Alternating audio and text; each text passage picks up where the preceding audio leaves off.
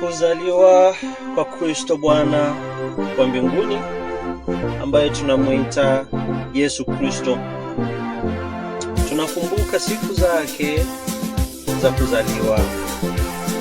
Siku ya leo kama hii ni siku ya heshima kwa kibinadamu ama mwana wa Adamu. Kabla sijaenda kwa mengi, ningependa kwanza nisalimu wapendwa wote katika ulimwengu mzima, wala ambao mnasikia sauti hii nikisema ya kwamba Bwana Yesu asifiwe. Bwana wa mbinguni, namshukuru kwa vile amependa tupate siku njema hii ambayo ni kumbukumbu ya kuzaliwa kwa mwana wa Daudi katika nyumba ya Yese, katika nyumba ya Yakobo, katika nyumba ya Yuda, ambapo Kristo mwana wa Mungu alizaliwa ndani yake. Kwa hivyo ni kumshukuru na kumpea sifa zake mwana wa Mungu. Namshukuru kwa sababu alitupenda sisi ambao tulikuwa wabaya, ambao tulikuwa tumevamiwa na makosa ya babu wetu Adam na mama wetu Sara. Yale makosa ambayo walifanya yakatutenga tukawa mbali na Kristo, tukawa mbali na Mungu mbinguni. Lakini jinsi nilivyowaambia ama mnavyosikia kila wakati kwamba kamati ilikaa mbinguni ikisema kwamba tumtume nani, na ndipo Yesu mwana wa Mungu akasema kwamba Baba, nitume mimi, nitaenda huko. Mungu Baba akamuuliza, utafanya namna gani? Kwa sababu Yesu ni shujaa, akasema ya kwamba nikijificha ndani yako Baba nitaweza. Sasa ndiyo huyo mwana akakubali, akazaliwa katika mjukumu moja mjukumu moja wa nyumba ya Yese ambaye anaitwa Yosef, katika mji wa Bethlehemu. Bwana kazaliwa, na huyo mwana akawa mwana mzuri mtakatifu. Lakini kuzaliwa kwa kulishangaza mataifa yote. Kuzaliwa kwa huyo Kristo kulishangaza mataifa yote. Ndipo malaika wakaonekania wachunga kondoo waliokuwa malishoni. Malaika akawaonekania, akawaambia kwamba muende katika Bethlehemu, mtampata mwana amelazwa kwa hori la ng'ombe, na huyo mwana ataitwa mwana wa Mungu. O Bwana wa mbinguni, nakushukuru kwa sababu kama hingekuwa ni wewe Yesu, tungelikuwa wapi? Ndio sababu Bwana ulimwengu nakukumbuka. Ndio sababu mataifa yote yanakumbuka siku yako hii kwa uzuri wako na wema wako. Bwana majeshi,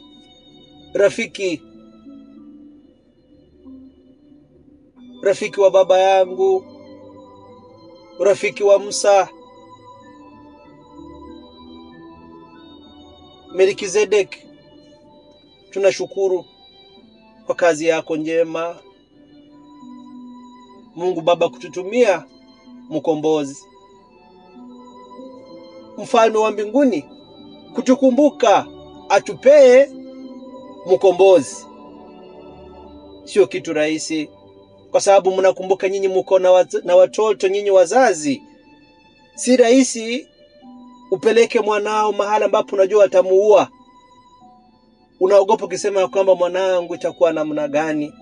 Lakini Mungu Baba mbinguni akasema kwamba mwanangu, umependa uende uokoe ndugu zako. Akasema ndiyo Baba, nimekubali. Sasa Kristo akachukua nafasi hiyo. O Bwana, akashika safari, akazaliwa kibinadamu. Kwa kudharauliwa kwingi katika hori la ng'ombe, na hali kulikuwa manyumba mazuri, na hali kulikuwa mahoteli mazuri, Hiyo siku ambayo walikuwa wameenda kujiandikisha, kulikuwa na manyumba mazuri, lakini yote ilikuwa imejaa. Kulikuwa na wasichana wazuri kama wasichana wa Herod. Kulikuwa na wasichana wa Kaisari, lakini haikuwezekana. Augusto huyu alikuwa na wasichana wazuri, lakini Yesu hakupenda kuzaliwa katika nyumba hizo, ila alienda katika nyumba ya masikini wake, katika wajukuu wa Yuda. Bwana majeshi, Simba wa Yuda ndiyo huyo, akazaliwa kama mwanadamu katika holi la ng'ombe, mahali pachafu. Alizaliwa hapo ili atuonyeshe ya kwamba ninataka niwatoe katika uchafu. Na ndiyo Bwana huyo ametutoa katika uchafu. Hasa ametuweka mahali pazuri, kwa kutuonyesha ya kwamba shida ambazo tulipitia ndani yake. Wamama, mnapozaa watoto mnapitia katika shida kubwa. Yesu alikuwa anasikia jinsi Maria alikuwa analia akimzaa, jinsi alikuwa anaumwa akiwa na mimba. Yesu alikuwa anasikia uzito ambao wamama mnakuanga nayo mkizaa watoto. Ndio sababu akataka sikie, aone mwanadamu anaishi katika njia gani. Ndipo atakapoongea na sisi, aongee na sisi akijua kwamba sisi ni wanadamu, tutapitia katika shida nyingi. Ndio sababu mwana huyo ambaye amezaliwa, ambaye tunamkumbuka siku ya leo, akaja katika mwili huu ambao tuko nayo, akajua shida zetu, akajua majukumu zetu, akajua ya kwamba sisi ni watu ambao tuna mioyo migumu, hatupendi kusikia. Lakini katika neno lake ambalo Baba Mungu alimpea, akaja kwa upole, akakubali kupigwa, akakubali kudharauliwa, ili atukomboe sisi wanadamu. Mshabu kuzaliwa kwake huku, ni lazima tupee heshima siku kama hii. Katika wapendwa, mnaposikia neno kama hili, nitapenda tusome katika kitabu chake Kristo Bwana alichomtumia nabii ama anaitwa Isaya. Nabii Isaya alitabiri kuzaliwa kwa mwana wa Mungu, akatabiri kuzaliwa kwake, akasema maneno haya katika kitabu Isaya 9 kuanzia mstari wa 5. Isaya 9 kuanzia mstari wa 5, akatabiri akiwaambia hivi: O Bwana majeshi, mfalme wa karibu, nitakusifu, nitakuabudu kwa sababu ulitupenda. Kama ingekuwa wewe Yesu, tungelikuwa wapi? Kama sio upendo wako Bwana, tungepatikana wapi? Kwa sababu ulimwengu wote ungekuwa umeharibika, ungekuwa umechafuka. Lakini kwa ajili ya upendo wako Bwana ulikubaruka tuokoa. Na sisi ndio hawa mbele zako, tunakushukuru. Ndio hawa mbele zako Bwana, tunakumbuka siku yako hii, tunakumbuka wema wako ambao Bwana ulipenda kutuonyesha kupitia katika nabii wako Yesu Kristo mtakatifu. Kwa hivyo ni kitabu cha Isaya 9 kuanzia mstari wa 5, anasema hivi: maana silaha zote za mtu. Bwana sifiwe. Tusikie anasema nini. Isaya 9 kuanzia mstari wa 6 anasema, maana kwa ajili yetu mtoto amezaliwa, tumepewa mtoto mwanamume. Sasa anasema kwa ajili yetu, kwa sababu yetu. Wakifumbira anasema kubgachu. Sikia Kristo. Kubgachu, mtoto amezaliwa. Tumepewa mtoto mwanamume, duha umwana w'umuhungu. Tumepewa mtoto mwanaume, na uweza wa kifalme utakuwa begani mwake. Sasa uwezo wa ufalme kumaanisha kwamba ufalme Mungu Baba alimpea, sasa umekaa kwa mabega yake. Mabega yake ibitugu, amesimama. Yani utukufu, nguvu, ufalme wote umekaa kwa mabega ya mwana wa Mungu huyo ambaye amezaliwa. Sikia, Bwana naye ataitwa jina lake mshauri wa ajabu. Sasa ataitwa mshauri, umjanama. Kristo amekuja kuwa mshauri wetu sisi. Sikia, amekuja kuwa mshauri wetu. Bwana wangu, Mungu mwenye nguvu ataitwa Mungu mwenye nguvu, kwa sababu nguvu zote ziko juu yake. Ataitwa Mungu mwenye nguvu. Huyo ndio Kristo ambaye ninawaambia kila siku, ataitwa mwenye nguvu. Kwa hivyo tangu siku ya leo, ikiwa uko na madharau, achana na hayo, ujua kwamba Yesu anaitwa Mungu mwenye nguvu, Baba wa milele. Sasa ni Yesu aishie milele, hazeeki. Alivyokuwa mwaka iliyopita, miaka mingi iliyopita, ndivyo alivyo siku ya leo, na ndivyo atakavyokuwa hata kesho, na milele itakuwa hivyo. Bwana wangu, ataitwa Bwana wa milele, mfalme wa amani. Sasa ndiyo huyo ameitwa mfalme wa amani. Wacha nirudie hapo. Kwanza amesema atakuwa ufalme utakuwa begani mwake, na ataitwa jina lake mshauri wa ajabu, Mungu mwenye nguvu. Jina lake la kwanza mshauri wa ajabu, jina la pili Mungu mwenye nguvu, jina la tatu Baba wa milele, jina la nne mfalme wa amani. Na kweli ujiulize ndani ya moyo wako, ikiwa unamfuata huyo kweli, unafuata huyo Mungu ambaye ako na nguvu, unamwamini? Na ikiwa unaamini Mungu mwenye ako na nguvu, uko na uoga gani ndani ya moyo wako? Una upinzani gani ndani ya moyo wako na uko na Mungu aliye na nguvu? Anaitwa mfalme wa ajabu. Ikiwa Yesu ni wa ajabu, nijitangaza. Yesu azitujitangaza, kai nijitangaza. Ni walijitangaza, ni kwa nini unaogopa? Sikia nikwambie siku ya leo, ndugu yangu, dada, ambao mmekosa kuamini Bwana wenu, anasema nijitangaza, ni mwenye nguvu, Baba wa milele. Yani ni mzazi wa milele, hata kufa, ataishi milele, aishie milele. Bwana anaitwa Bwana wa milele. Sasa ikiwa ni Baba wa milele, na wauliza kweli, mnaogopa nini? Si mkae ndani ya huyo, msiogope, kwa sababu amekuja awe Baba wetu wa milele. Sasa jiulize siku ya leo ya kwamba kwa moyo wako umemkubali akuwe Baba wako wa milele, ama uko na baba mwingine ambaye atakufa kesho, ama uko na Mungu mwingine ambaye atakufa kesho? Kwa sababu amesema yeye ni Mungu wa milele. Na kweli unapomwamini Baba ambaye atakufa kesho, unapomwamini Mungu ambaye atakufa kesho, uko na akili kweli? Ndio sababu alisema hivi, akasema ya kwamba hakuna jina lingine ambalo tulipewa hapa chini ya mbingu isipokuwa jina moja tu la Yesu Kristo, ambalo tuokolewa nalo. Wokovu wetu watokana na mmoja tu, anaitwa Yesu Kristo. Ndiyo huyu ambao ninawaambia siku ya leo ya kama mumrudie. Msikubali mwanadamu wadanganye. Niliwaambia msikubali shetani apitie katika mbinu zote, aingie ndani ya mioyo zenu akiwaambia kwamba kuna Mungu mwingine, ya kwamba kuna baba mwingine, ya kwamba kuna mfalme mwingine. Amesema hivi, nataka nirudie tu hapo. Majina yake Yesu wa mbinguni, ama amezaliwa siku ya leo, majina yake ni haya: mshauri wa ajabu, Mungu mwenye nguvu, Baba wa milele. Baba yangu alikufa, kwa hivyo sio Baba wa milele. Kuna yule Baba wa milele anaitwa Yesu. Ndio nawaambia siku ya leo mfuate huyo, mumkumbuke huyo. Ni Baba wa milele, mfalme wa amani.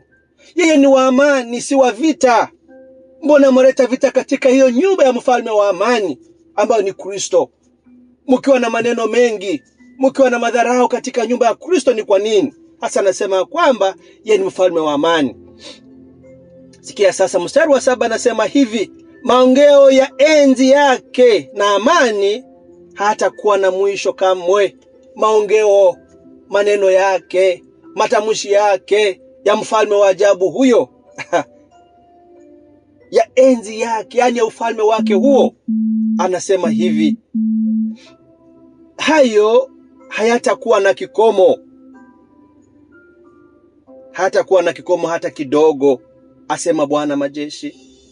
Maongeo yake ya ufalme wake wa enzi yake, anasema hivi, enzi yake, yani kumaanisha kwamba in English tungesema kwamba his reign, kwa Kiswahili enzi, cyangwa se ubwami bwe ntabwo buzigera bugira umwisho, ntabuzakoma.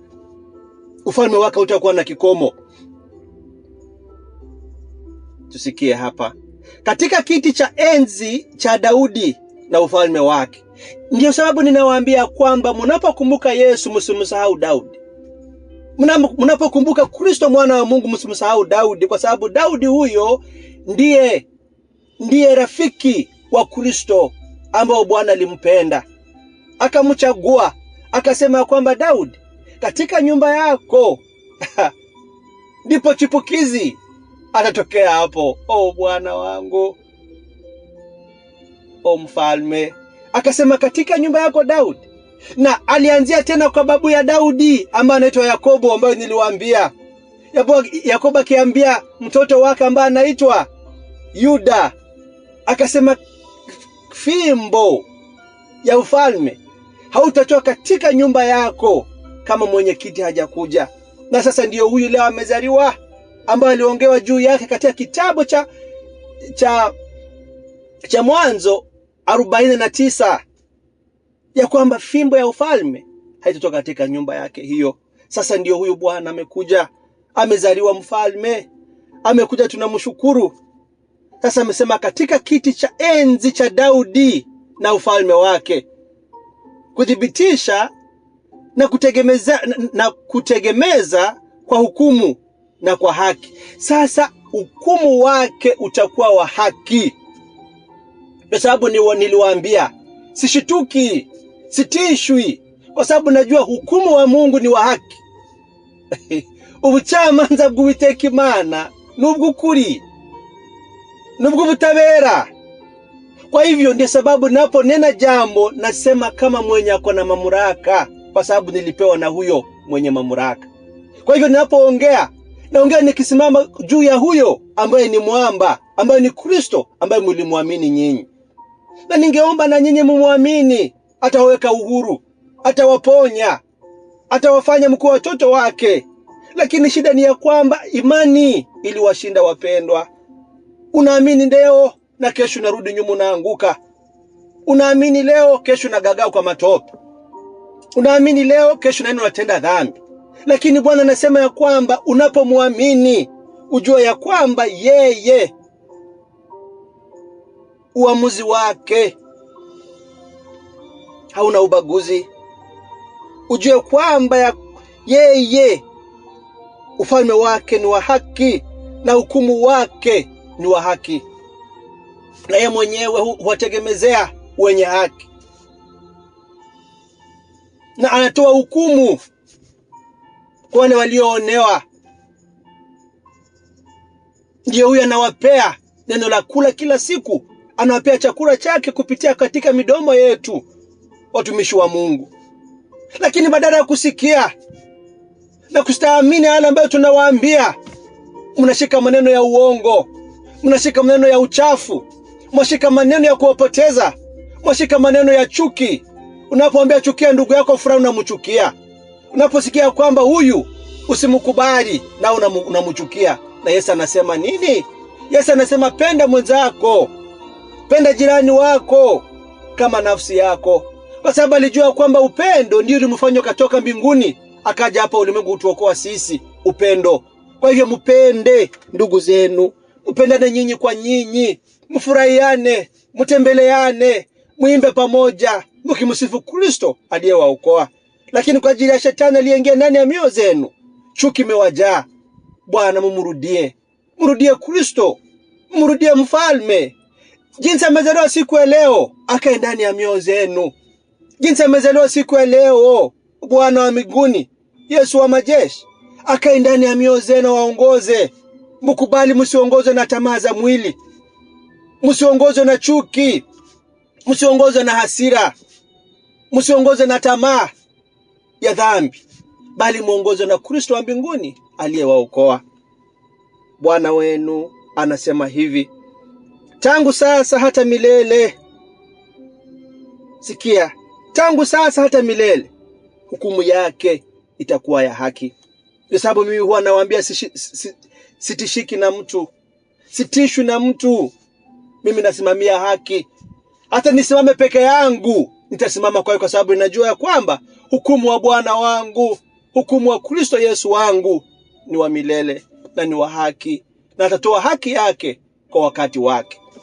Mnaweza mkafurahia mkisimama juu yangu, mweza mkafurahia mkinisimanga, mweza mkafurahia mkikanya katika neno la Kristo, lakini Yesu alisema hivi, mwache shetani ajitukuze kwa wakati wake, lakini nitakapokuja hataonekana tena. Na hiyo ndiyo Kristo ambaye ninawaambia siku ya leo, ambaye anasema hivi, tangu sasa hata milele hukumu wake ni wa haki. Hata mkae vikao gani, na Kristo alisema wazi ya kwamba mimi hukumu wangu ni ya haki, ataleta hukumu wake wa haki kwa watoto wake, kwa mataifa yake, kwa sababu alipotuokoa alikuwa na sababu gani? Wivu wa Bwana wa majeshi ndio utakaotenda hayo.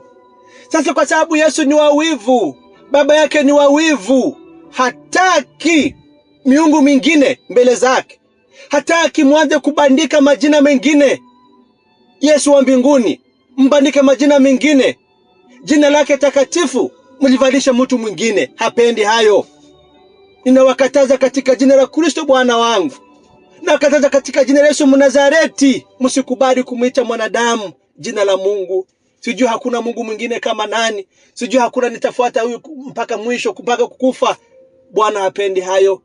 Sisi ona, na ndugu zetu wengine wamelala siku ya leo, na kweli amekufa nao. Kuna mwanadamu amekufa nao ama amejikufia peke yake? Na nani huyo ambaye atampata katika kaburi lake? Si ni huyo Kristo? Kwa hivyo utakapokufa utamfuata huyo aliyekuokoa. Na ndio nataka siku ya leo umjue, umfuate ndani ya moyo wako, utende mapenzi yake, na ukikufa Bwana kupokee.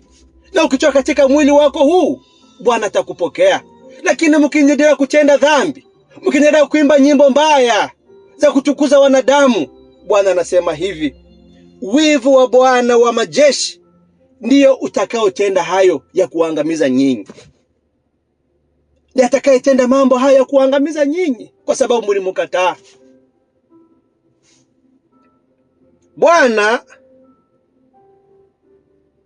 alimpelekea Yakobo neno, limufikie huyo Israeli.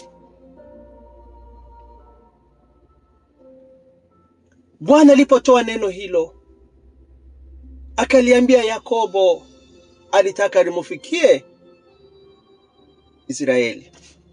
Na mimi nawaambia nyinyi, nikipitia katika neno hili ya kwamba Bwana anaambia Yakobo waambie nyinyi wa Israeli,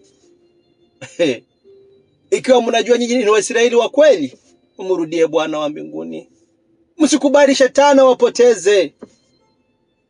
Bwana wangu alipokubali akasema neno hili lipitie katika Yakobo mwana wa Isaka, mjukuu wa Ibrahim, aitaka lipitie ndani yake. Likipitia ndani ya Yuda ndipo limufikie Daudi, na kutoka katika nyumba ya Daudi lifikie Yese.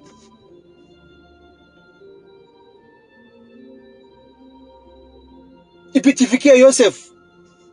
Napofikia Yosef mtoto apatikane, na ndiyo huyo mwana Roho Mtakatifu akazaliwa.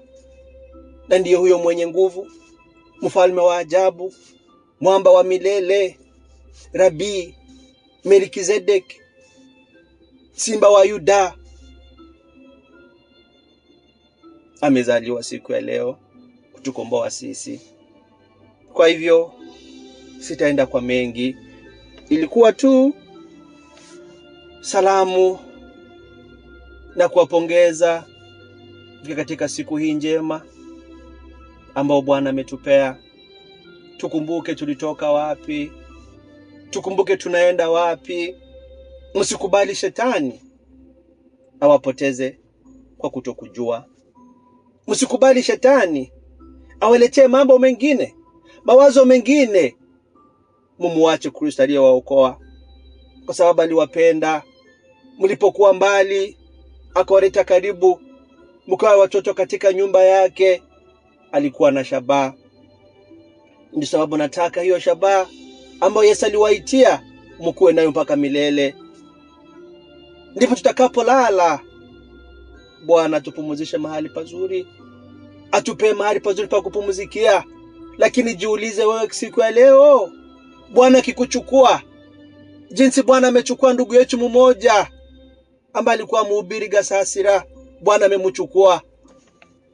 Na ikiwa Bwana amemchukua siku ya leo, amelazwa katika mochari wakati wa sasa.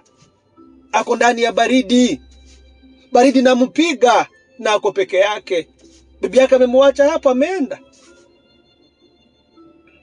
Watoto wake hawezi kukaa na yeye hapo sababu ni pahali pabaya. Hata wewe huwezi kukaa mahali hapo, lakini amelazwa hapo mtumishi wa Mungu. Hata ukimita jina lake hawezi kukuitikia. Sasa hiyo siku yaja kwetu sisi wote, yaja kwangu, na hiyo siku inakuja kwako. Ujiulize kweli matendo yako siku ya leo ambayo unatenda, chuki ambayo uko nayo, kweli itakukubalia ufike mbele za Mungu, roho yake kubariki mbele za Kristo? Ni sababu nawauliza wapendwa wa Mungu, mubadilike, mrudie Kristo aliyewaokoa. Mfuate Yesu aliyewapenda akaja kuafiria msalabani.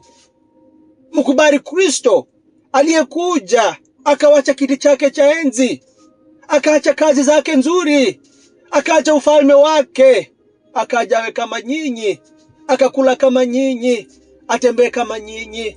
Baba zenu wakamuua, lakini siku ya tatu akafufuka. Ndio huyo aishie milele, anaitwa Kristo, Bwana wa majeshi.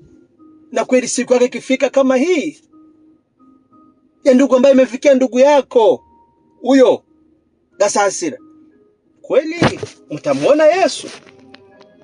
Sasa hapo ndio shida ambapo ipo, ambapo nyinyi mnasahau. Unapotembea ukiimba, unapotembea ukitukana, unapotembea ukipumua vizuri, unafikiria kwamba hautakufa. Lakini Bwana anakuja, siku yako inakuja, siku yangu inakuja, nitaenda.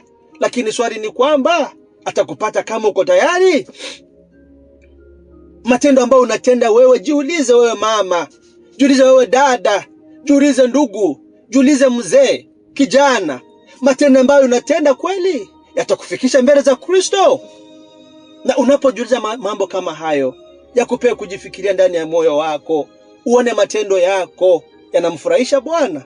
Na ukipata wewe ulikosea, enda kwa nyumba yake, piga magoti, ndani ya moyo wako jihukumu, useme Bwana nihurumie, Bwana nisamee, nilikutenda dhambi, nilikuwa na chuki ndani ya moyo wangu, Baba niongezee upendo. Nilikuwa kijana mbaya nikitenda dhambi, Yesu tangu leo nimebadilika niwe kijana mzuri. Nilikuwa mzee mbaya, nilikuwa nimejiingiza mambo ya kuchukia wenzangu, Bwana nisamee, nitatenda mapenzi yako. Nilikuwa mambo ya maneno, mpaka nilikuwa nachukia ndugu zangu, mpaka nilikuwa nimewekewa maneno ya kudanganyishia, masengenyo nilikuwa nayo. Bwana niurudishie, unisamee Bwana, nikuone siku yangu ikifika. Hayo ndiyo ingekuwa maombi yenu. Mnapofika siku kama hii, kwenda kanisani ingekuwa siku ya kujitakasa, ya kujitukuza na kufurahia mwana ambaye amekuja. Lakini kweli mnafanya hayo? Badala ya kufanya mambo kama hayo, mnapoingia katika nyumba ya Mungu ni mipango mibaya, ni kuongea juu ya mwanadamu, kuongea juu ya mtu. Na kweli Kristo alijigawanya mara ngapi? Ninauliza kila siku, Kristo alijigawanya mara ngapi? Yesu ni mmoja, Bwana ni mmoja. Mfurahie huyo, tumshukuru.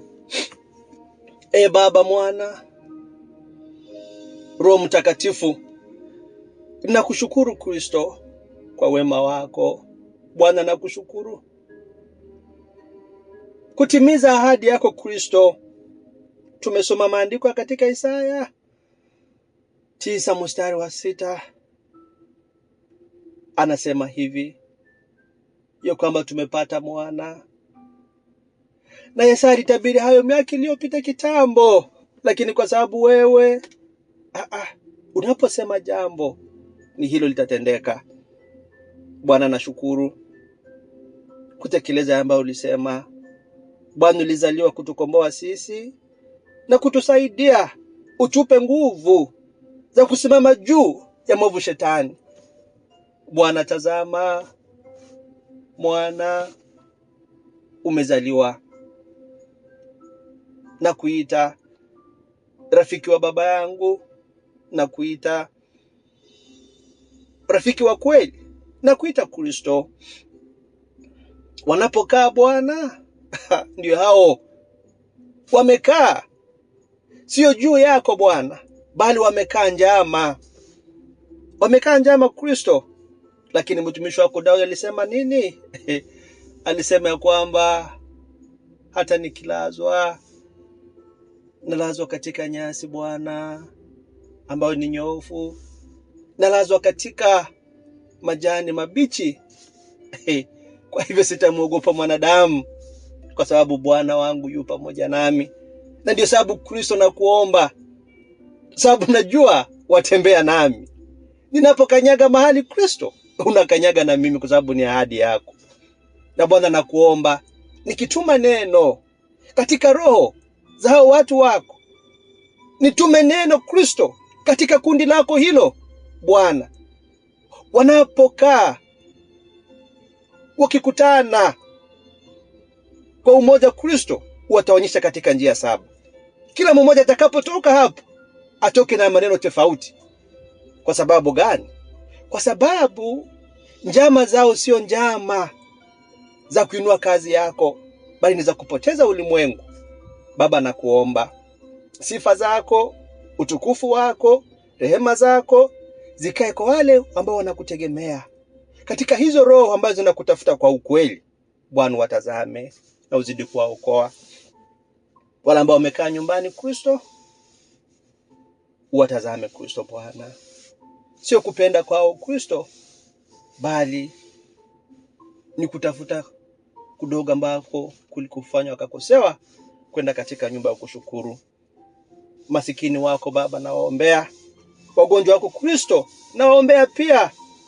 Bwana, uzidi kuwatazama, kwa sababu ulizaliwa kama masikini ili kuokoa masikini. Kwa sababu masikini hao ndio ulifanya kuwa tajiri katika nyumba yako. Lakini Bwana, isipokuwa watumishi wako wa leo unaowaona wanapenda matajiri, sababu unaona unakalisha mbele, lakini masikini wako unasukuma nyuma. Bwana, tetea kanisa lako, tetea nyumba yako, jinsi wewe mwenyewe ulinihaidia. Ukaidia baba yangu, utasaidia Baba. Mwaka ndio huu wa kuinua kanisa lako. Mwaka ndio huu unayokuja Kristo. Nakushukuru Baba.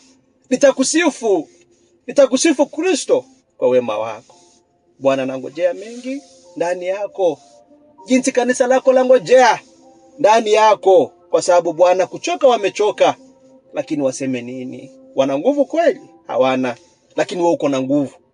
Saidia Bwana. Mengi ambayo nimeongea wayajua, lakini Bwana ambao sijatamka, uniombee kwa Baba. Naomba nikiamini katika jina lako Yesu mkombozi wetu mwema. Amen.